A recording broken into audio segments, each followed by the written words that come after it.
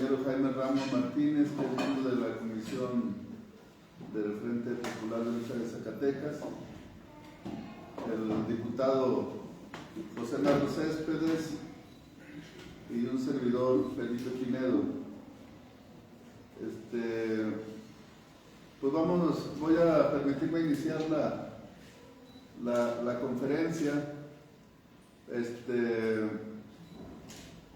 A nosotros como organización social nos congratula el hecho de la declaratoria de Patrimonio Mundial de la ruta de Wirikuta. Es muy importante para nuestra lucha porque, si bien es cierto, es una ceremonia ancestral. ¿No se escucha?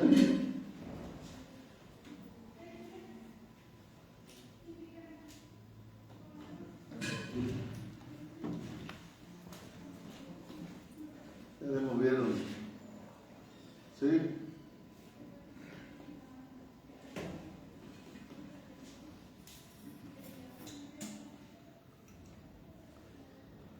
Estos inventos.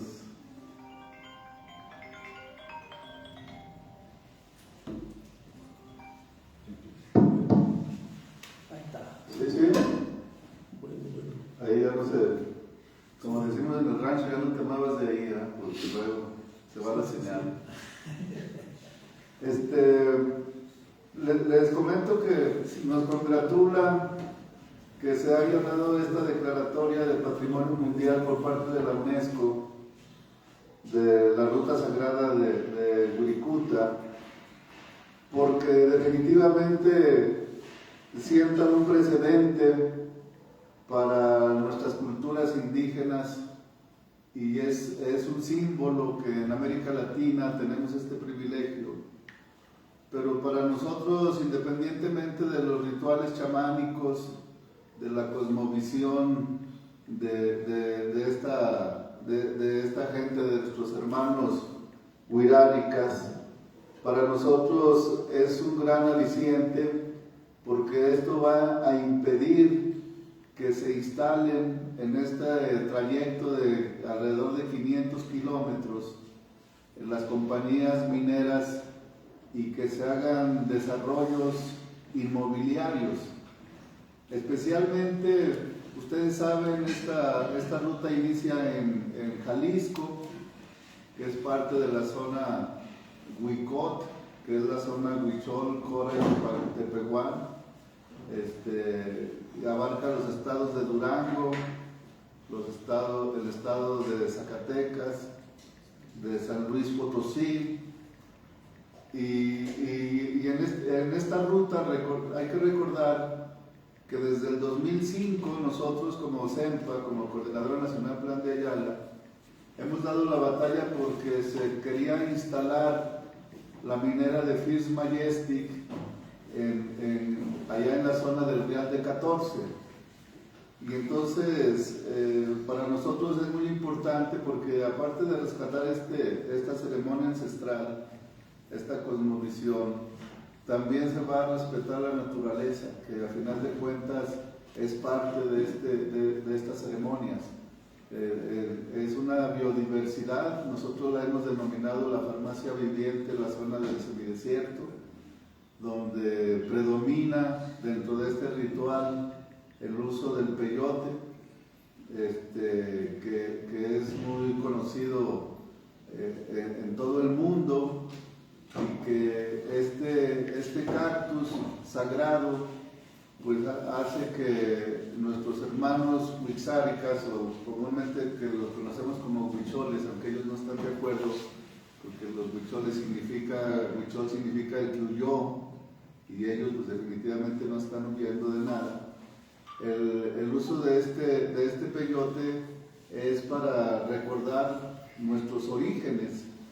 Ellos en la cosmovisión dicen que el mundo nace allí en esa zona del Real de 14 donde está Wirikuta, y por eso hacen este ritual guiados por el venado, y en consecuencia toda esta ruta que tiene ríos, que tiene arroyos, que tiene la vegetación abundante de la Sierra Madre Occidental y que llega a la Sierra Madre Oriental y a las sierras transversas, todo eso se va a proteger y ya no va a haber explotación minera, que eso es lo que nos congratula también. Aquí en Zacatecas, el lugar sagrado está aquí en la capital, aquí en lo que conocemos el Cerro del Padre, y ese cerro pues se va a tener que respetar, porque ya andaba ahí una inmobiliaria ya haciendo mediciones para construir casas. Entonces, recordemos también que antes de salir el presidente Andrés Manuel hizo una declaratoria de área nacional protegida, reserva de la biosfera, de más de 203,000 hectáreas. En el caso de esta ruta, en el caso de Wirikuta, estamos hablando de 140,000 hectáreas. Entonces, en conjunto, alrededor de 350,000 hectáreas van a estar ya exentas de la explotación brutal que se hace de la minería, y en consecuencia va a florecer un ecosistema que garantice precisamente la vida. Y por eso nosotros como CEPA estamos contentos. Le damos un reconocimiento a la UNESCO y a todas las personas que participaron para hacer realidad esta declaratoria, que quiero decirles es única en toda América Latina. En toda América Latina es único que tengamos esta ruta sagrada como patrimonio de la humanidad. Y ahora pues yo pienso que nos toca intentar hacer esta ruta. Los que quieran ir, o los que la quieran hacer, es en el mes de octubre. Se da esta ruta, dura unos 3 meses y es algo muy bonito para conocer la cosmovisión de nuestros hermanos huizáricas. Eso es lo que yo tengo que comentar. Le damos la palabra al diputado Narro, que también tiene temas que comentarnos a nivel nacional y a nivel local. Adelante, diputado. Bueno, comentar en el marco de esto que estamos platicando,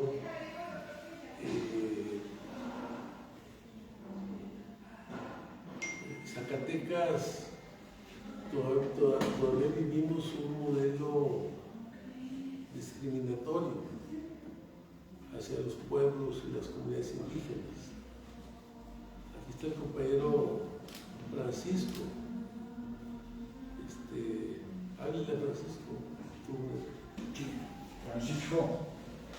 Oye.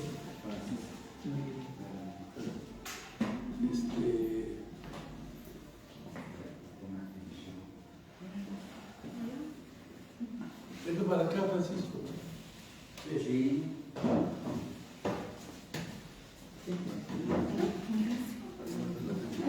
¿Puede hablar al compañero Monarica Felipe Pinedo? Sí, está bien.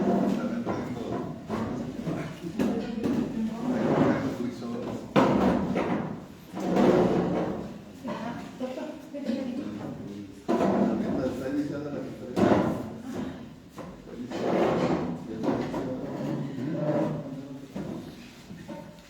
Está bien, gracias. Vamos a Zacatecas, en su constitución, en sus leyes, pues no se reconoce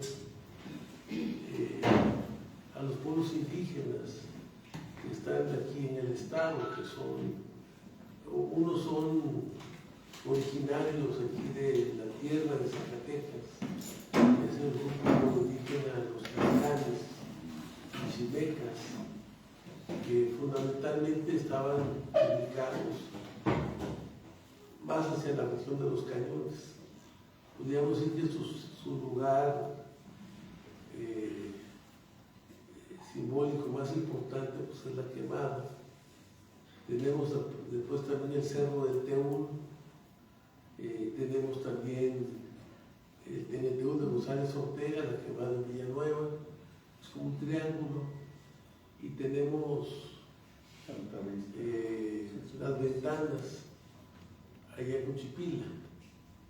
Son como los 3 centros poblacionales y ceremoniales más importantes de este grupo cascano. Hemos logrado nosotros en esta lucha que ya 4 pueblos de Zacatecas sean reconocidos en el catálogo de pueblos indígenas, sean reconocidos por el catálogo, por el Instituto Nacional de Pueblos Indígenas. Está la comunidad de Tenayuca, municipio de Jalpa, Zacatecas, que esa comunidad era parte del grupo indígena que está asentado ahora actualmente en la Sierra de Morones, que son 32 pueblos. Pero esa comunidad indígena pues, abarcaba hasta Tenayuca, ¿no? Inicialmente esa comunidad estaban asentados 5 pueblos, que era Zicacalco, Tlatenango, Tocatí, Momax y Teocaltiche. Hoy nada más está Zicacalco, Tlatenango y Tocatí. Con la reforma de Benito Juárez en 1857 se desamortizaron los bienes de las iglesias, pero también los bienes comunales. Y entonces estos 2 pueblos, Momax y Teocaltiche, que ya desaparecieron prácticamente, decidieron privatizar sus tierras, o sea, hacerlas de dominio pleno. Y eso pues, provocó que prácticamente esas zonas quedaran extintas como grupo en esos lugares. Pero ese es el origen. Logramos también que la comunidad de San Lucas, de Petitlán, que está en Río Florencia, también fue reconocido como pueblo indígena. También la comunidad de San Pedro,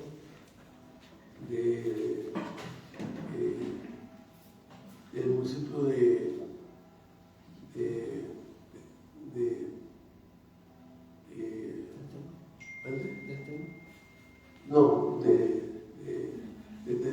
Tepachitlán, de Pechitlán, y la comunidad indígena de Zicacalco, en el grupo de Tlatenango. Hay otros pueblos indígenas que no se han reconocido.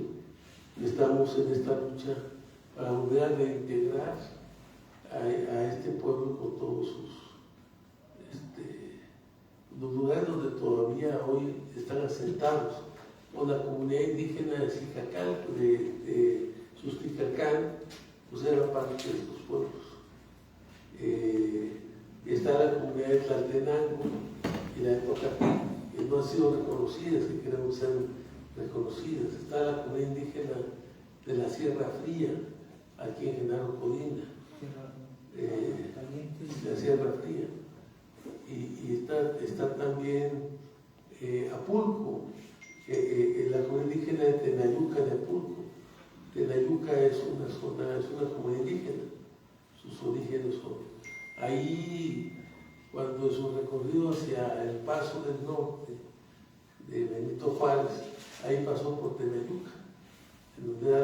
Ahí estaba la presidencia municipal de lo que hoy es Apulco. Quisieron cambiarla para ponerla en un lugar mestizo y quitarle la presidencia donde estaba sentado originalmente, que era la comunidad indígena de Tenayuca. Pero toda esa zona es una zona indígena, era parte de la comunidad cascana. Acordémonos que los españoles pues, tuvieron varias derrotas, pues, sus derrotas más importantes fue la primera cuando estaba todavía cuando Cristóbal Colón en el descubrimiento en el tema de las Américas llegó primero a Yucatán, después de Cuba, y de Yucatán se desplazó hacia Veracruz, quisieron desembarcar en Champotón, Campeche, y ahí en Champotón tuvieron una derrota, los grupos fue la primera derrota de los españoles en México. La segunda gran derrota de los españoles que sucedió en México fue la de la Noche Triste. Lamentablemente los indígenas no siguieron, pero prácticamente para volver a reconquistar la Tenochtitlan, los españoles se aliaron con los tlaxcaltecas para poder derrotar a los aztecas. Pero es muy importante esto que estamos comentando. Y la otra gran batalla donde también perdieron los españoles fue en el Cerro del Mistón, ahí por Nochistlán, cuando querían formar la primera Guadalajara, ¿no? De ahí se fueron los españoles a formar la segunda Guadalajara, que es donde ahora es Tonalá. En Tonalá, pues ustedes ven que hay muchos artesanos, en el fondo Tonalá tiene un origen indígena. O sea, por eso la gente se dedica a la artesanía, a las manualidades. Y de ahí se fueron a la tercera Guadalajara, que es donde ahora es Guadalajara. Ahí fue donde al final de ellos se asentaron los españoles en Guadalajara. Entonces, es muy importante rescatar. Estamos en la construcción, en la estrategia de tratar de reconstruir al pueblo cascán de Zacatecas. Quiero decirles que cascán significa no tengo. Cuando llegaban los españoles a pedirle a los indígenas, le llegaban a pedir maíz para comer, los españoles. Entonces los indígenas decían no tengo. Ni agua, ni maíz, ni nada. Entonces, de ahí viene la palabra cascán, no tengo. Entonces, esa batalla del Mistón fue la que dio origen al primer defensor de los derechos humanos de los pueblos indígenas en América, ¿no? El famoso Tenamaxtle. Al final lo capturaron, se lo llevaron a España y regresó a México y fue un primer defensor de los pueblos indígenas, ¿no? Entonces, Pedro de Alvarado. ¿mande? Derrotó a don Pedro de Alvarado. Derrotó y dio muerte a Pedro de Alvarado en la batalla del Mistón. Entonces, él era el caudillo indígena en aquellos años. Entonces, pues tiene una larga historia que hay que rescatar y hay que hacer cambios en la Constitución de Zacatecas, en la ley para reconocer a los pueblos indígenas. Hay dos tipos de pueblos indígenas, los que son originarios de Zacatecas y los que son migrantes que vienen como pueblos indígenas a Zacatecas, que todos tienen un gran problema de discriminación y de maltrato. Aquí Francisco, él es dirigente de una organización indígena aquí en Zacatecas. Vemos a los indígenas que vienen de jornaleros, muchos, cientos de indígenas vienen de jornaleros a los campos de Zacatecas, a la siembra de chile, de cebolla, de papa, de ajo, aquí en nuestro estado. Y el trato que reciben, viven en galerones, no tienen las más mínimas condiciones salubres de vida, baños, no tienen prácticamente nada. Los niños chiquitos, ahí se quedan, los dejan en el campo, ahí debajo de un mezquite, debajo de un árbol. Entonces sí se necesita, cuando aquí Francisco va a pedir apoyo a la Secretaría de Gobierno y lo recibe. Nosotros hemos ido a ayudar para que lo reciba el DIF, él apoya mucho a su gente, buscando que tengan becas los estudiantes, que tengan apoyos para la vivienda a la gente de él. Entonces, creo que es muy importante esta declaración que hizo la UNESCO sobre el camino de los Wixárikas. Creo que es muy importante y vamos a luchar para que se hagan estos cambios. Desde que se hizo aquella reforma constitucional del artículo 2, cuando de Zacatecas fue de las que no se modificó, no se homologó con la Constitución Nacional para reconocer los derechos de los pueblos indígenas. En aquel entonces todavía Fox hizo una medio reforma donde no reconocía a los pueblos indígenas como sujetos de interés público. Hasta ahora que se hizo una reforma con Andrés Manuel y Claudia Sheinbaum, ya aparece en la Constitución, sí, el reconocimiento de los pueblos indígenas como sujetos de derecho, que es muy importante. Es un paso muy importante, fue parte de la lucha en la que nos tocó participar en la lucha y en todo el proceso de diálogo para la paz, con justicia y dignidad entre el EZLN y el gobierno federal. Aquellos primeros acuerdos que se firmaron en San Andrés, la raíz de aquel 16 de febrero de 1996. Entonces, es muy importante esto para Zacatecas. Decirles también que lamentamos y vemos con preocupación la actitud de provocación del gobierno norteamericano hacia México con el tema de los aranceles, de las redadas en Estados Unidos. Yo les pido una disculpa por llegar un poco tarde, pero estábamos hablando con el cónsul de Miami, con el cónsul de Orlando, porque hay un mexicano allá que fue víctima de un asalto, le perdieron varios órganos en la cavidad abdominal,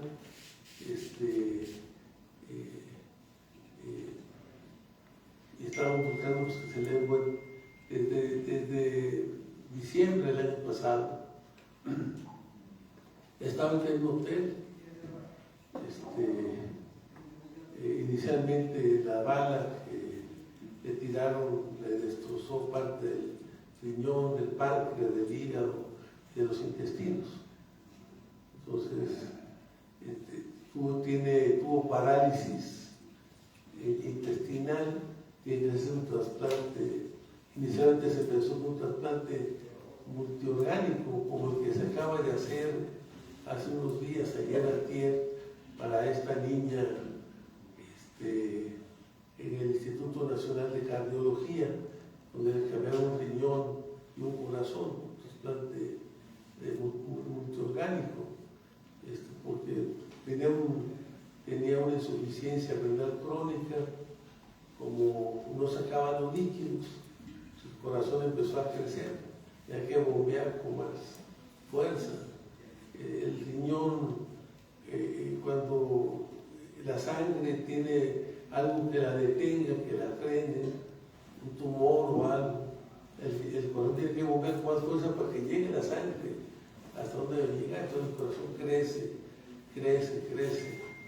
y entonces llegó un momento en que ya el corazón se volvió inservible. Entonces por eso tuvo que hacer un trasplante de corazón, de riñón. A esta niña casi pensaba que iba a hacer un trasplante de intestino y de riñón y de páncreas. Afortunadamente se ha ido regenerando, es un joven de 25 años, es del estado de San Luis Potosí, es de la comunidad de los Naranjos, de Gilitla, San Luis Potosí, de la zona de la Huasteca. Y bueno, estamos apoyando a este compañero mexicano, que lamentablemente sufrió un asalto en Estados Unidos, y el problema pues no tenía ni visa, pues, todo ha sido una dificultad. Los consulados en Estados Unidos prácticamente no tenían recursos.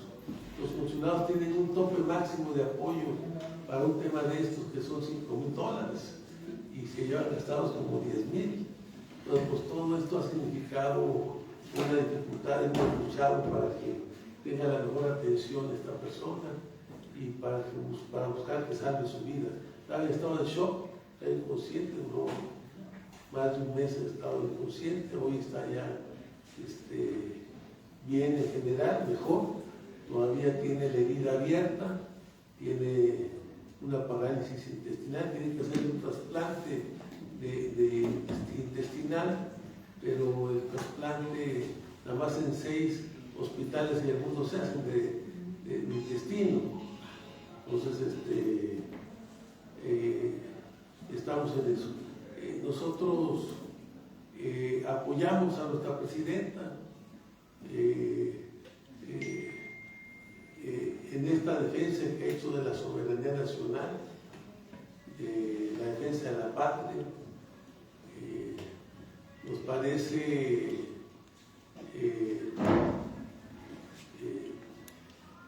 muy negativo, con mucha maldad, con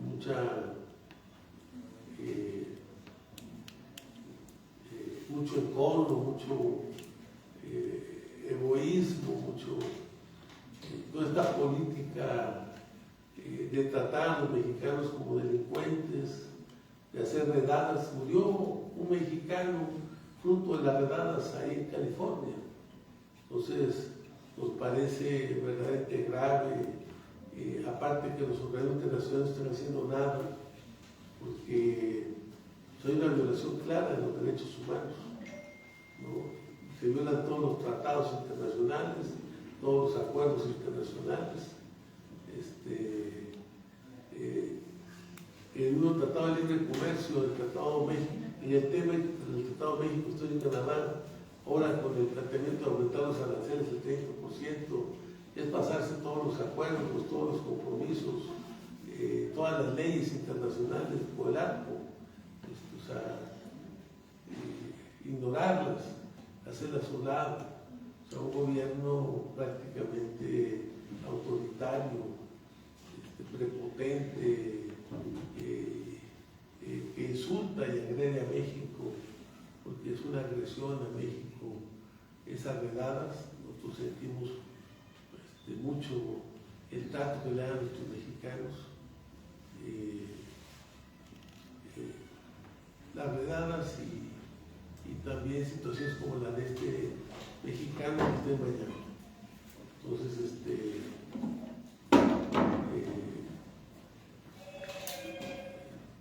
pues comentar, también se nos hace muy lacayuno lo dicho por el abogado del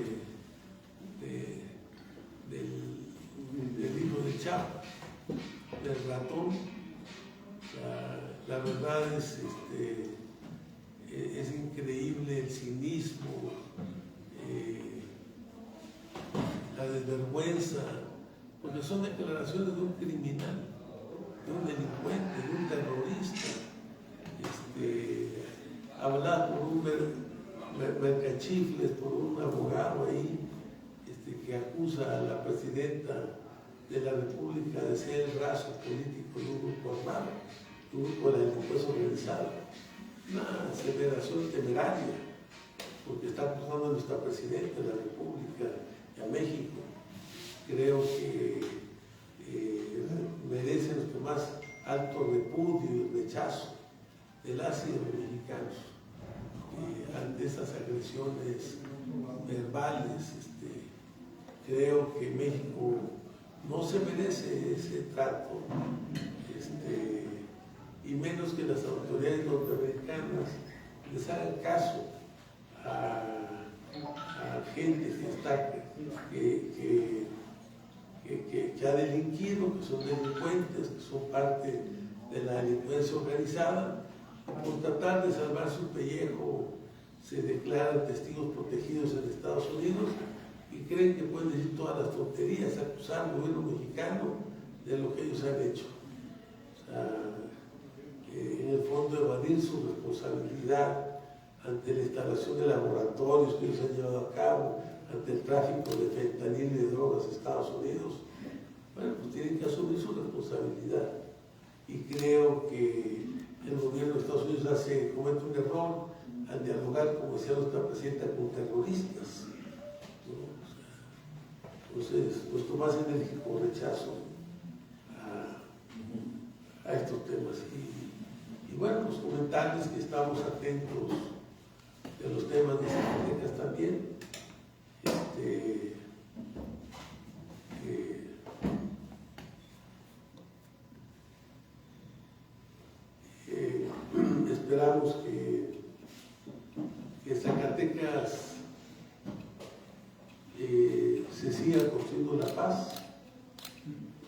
tranquilidad y Zacatecas pueda revertir lo que ha sucedido.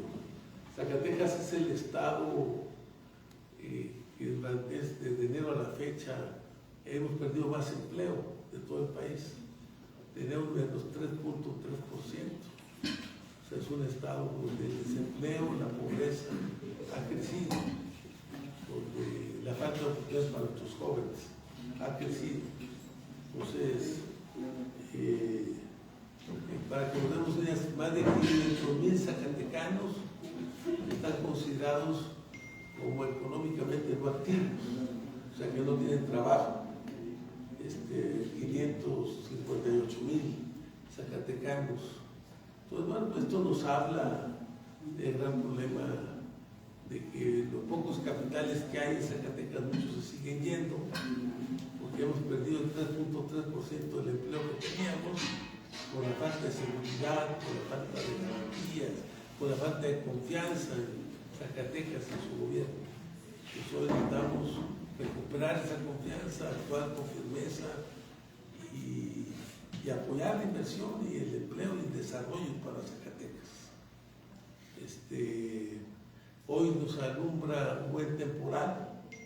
Nosotros esperamos que toda esta lluvia signifique una mejora en la ganadería, una mejora en la agricultura, y esperamos que esta riqueza que se ve con el agua que se puede generar, sobre todo en el campo, mejores cosechas en las frutícolas, mejores cosechas en el agave, en la guayaba, en el durazno, no se vean afectadas al final por la delincuencia. Las cosechas de frijol, donde cobran una cuota de piso, por lo que nos están diciendo allá que para la zona de Chaparrosa, de Chupaderos, aquella región es una de las partes productivas más importantes de Zacatecas, Chaparrosa, San Juan, Pánuco, el Bordo.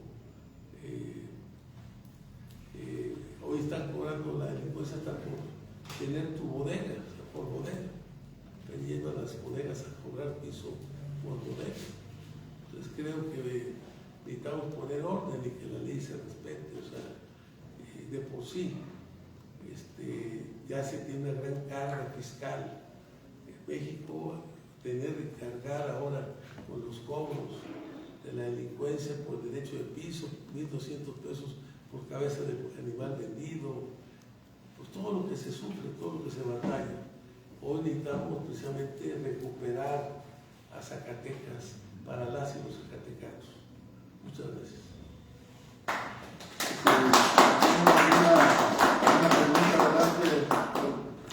Doctor, derivado de la toma de Ciudad Administrativa la semana pasada, vino una andanada de críticas a José Narro y cuestionaban su militancia. ¿Hay alguna reflexión hacia este tipo de cuestionamientos, sobre todo a quienes en algún momento incluso tachan de que pues, es traidor a la 4T y a la nueva gobernanza, José Narro Césped? Como dicen los principios de Morena, hay que estar con el pueblo, luchar con el pueblo, trabajar con el pueblo. Esa es la cuarta transformación.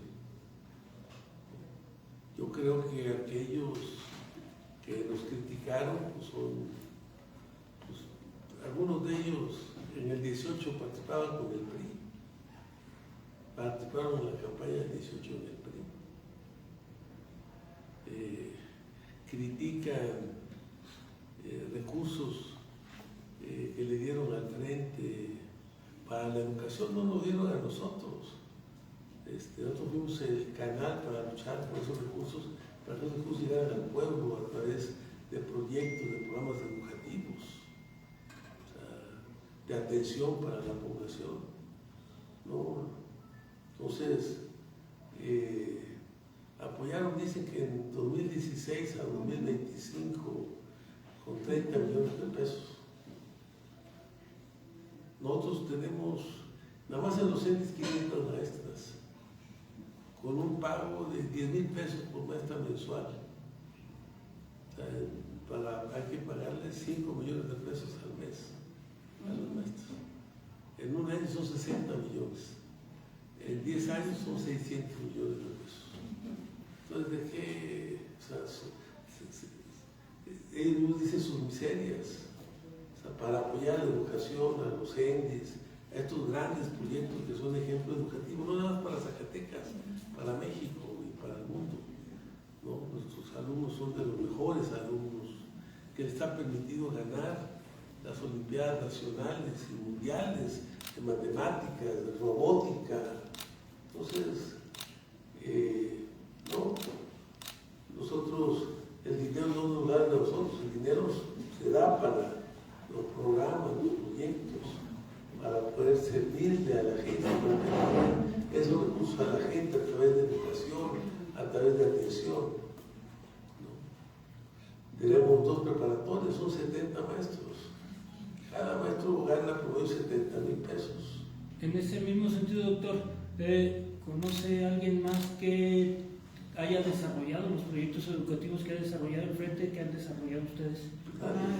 Porque todos los políticos lo que han hecho con sus gestiones es hacer gestión para ellos, hacer gestión para tener sus casas, sus ranchos, sus negocios personales, sus restaurantes, sus farmacias.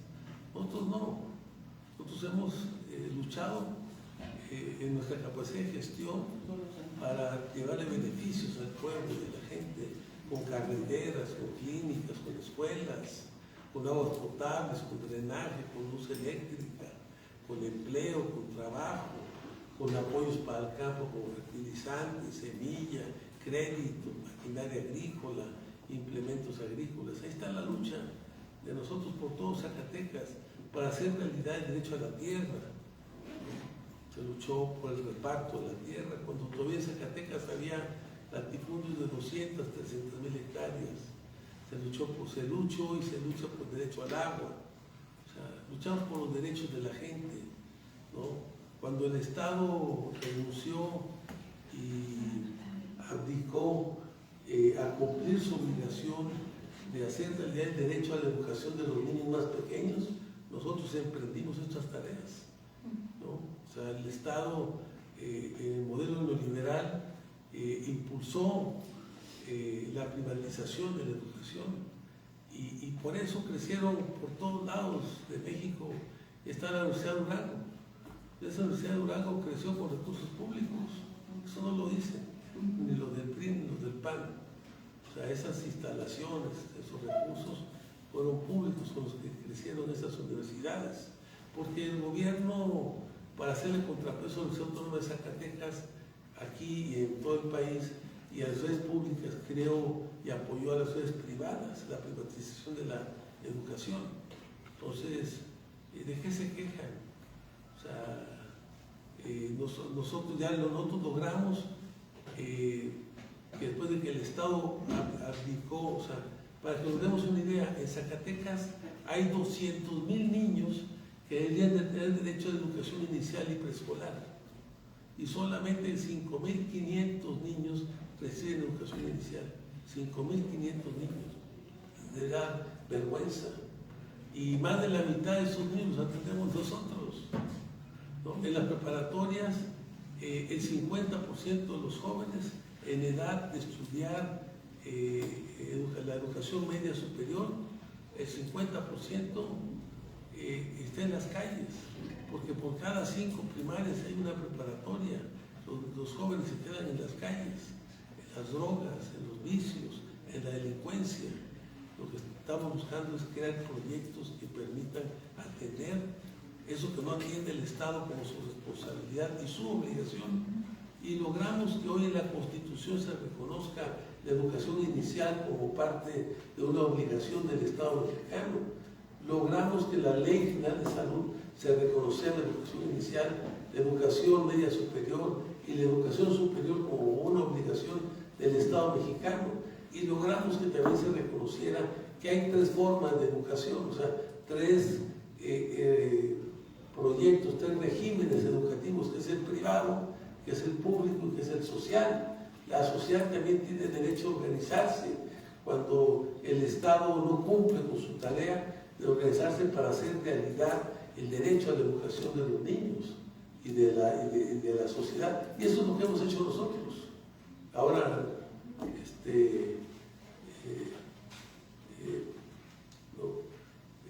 piensan o plantean que nosotros luchamos, que lucramos por los derechos de la gente. No. Nosotros logramos no nada más eso, logramos que hubiera un presupuesto para la educación inicial, 900 millones de pesos para la educación inicial de todo el país. Eso lo logramos nosotros. Ellos lo único que tienen que hacer los del Estado es solicitar el dinero a la Federación, y ni eso hacen bien. O sea, ellos sabían que en junio ya no había dinero para pagarle a las maestras. ¿Qué deberían de haber hecho? Pues desde mayo finales solicitar el dinero para que en junio se tuviera el dinero de Zacatecas para pagarle a las maestras y a los maestros. Y no lo hicieron, hasta que las maestras se movilizaron, mandaron 3 oficios malhechores que se los regresaron, ¿no? Porque no cumplían con los requerimientos mínimos de un documento que hiciera la solicitud. Hasta que no se movió la gente, se hicieron los 3 documentos. Entonces, con la presión de las compañías se logró que hiciera bien el documento. Presionamos y hablamos a México, porque llega el documento a México, a la Secretaría tiene que pedirle una autorización, el visto bueno al SAT, de que no hay ningún pendiente el SAT de este programa. Se regresa, porque este programa es un programa especial que creamos nosotros también, que se llama el programa de expansión de la educación inicial en México. Es un programa de expansión de la educación inicial en México. Entonces el SAT valora que no tenemos ningún pendiente por ese programa, se autoriza, y entonces la Secretaría de Educación autoriza el dinero. Ellos habían dicho que el dinero llegaba el 10 de julio. No, llegó el día 5 o 6 de julio. O sea, el viernes anterior al 10 llegó el recurso, y eso permitió que el viernes a las 2, 3 de la tarde le estuvieran pagando a las maestras. ¿Quién es más de la 4T? Ellos, que no cumplen ni siquiera la responsabilidad que tienen, o nosotros que luchamos por la gente, ¿no? Que luchamos por los maestros. Y tenemos 2 escuelas a las que no les han pagado todavía, 2 entes todavía no les han pagado. Y tenemos el problema que en forma ilegal e inconstitucional, mientras al resto del magisterio les dieron un incremento del 10%, a nuestra meta les quitaron el 5% de salario con respecto al año pasado. Nunca, de acuerdo a la ley, tú no puedes reducir el salario a un trabajador. Pues aquí lo hicieron, le quitaron el 5% a los trabajadores. No es posible que los entes nuestros tengan 16, 17 años funcionando en el Estado y las maestras no tengan seguridad social, atención médica, el derecho a la vivienda.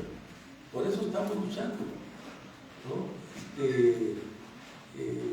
¿Quién es más de la 4G? ¿No? Ahora, aquellos patos que tiran a las escopetas, o sea, por favor, o sea, ¿no? Cuando dieron su conferencia de prensa sentados, ahí en Palacio, en un sillón, con zapatos de 10,000 pesos, ¿no? Andan en camionetas blindadas y como 10 camionetas detrás de ellos. O sea, se les hace oneroso un gasto en educación, cuando para transformar hay que educar, es lo más importante. Entonces, ¿quiénes son y quiénes no son de la Cuarta Transformación? Nosotros somos de la Cuarta Transformación, no somos porque nos hayamos integrado en la Cuarta Transformación, somos porque somos los que la hemos construido, la Cuarta Transformación, somos los que la hicimos vigente, los que hicimos posible esa Cuarta Transformación en el país.